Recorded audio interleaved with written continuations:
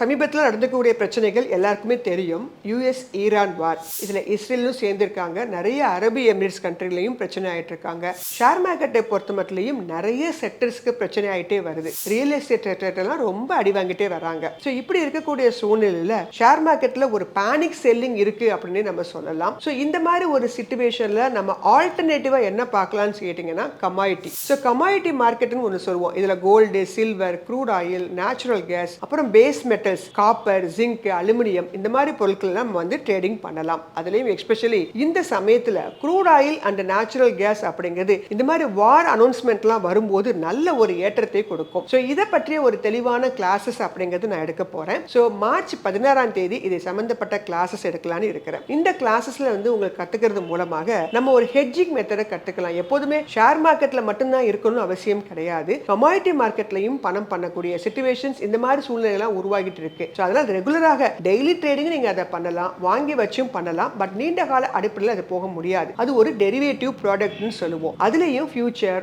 Option போன்றவெல்லாம் இருக்காங்க. டெக்னிக்கல ரொம்ப base பண்ணி இருக்கக்கூடியது இந்த commodity market. So commodity market பற்றிய முழுமையான விஷயங்களை தெரிந்து கொள்ளணும் அப்படின்னா என்னுடைய கிளாஸஸ் மார்ச் 16ல நீங்க ஜாயின் பண்ணுங்க. இந்த சமயத்திலையும் கூட அல்லது எப்பொழுதுமே ஒரு ஹெட்ஜிங்காக கமாடிட்டி மார்க்கெட்டை தேர்ந்தெடுத்து நீங்க நல்ல லாபத்தை பெற முடியும். வாங்க ஜாயின் பண்ணுங்க, லேர்ன் பண்ணுங்க, அப்புறமா ஏர்ன் பண்ணுங்க.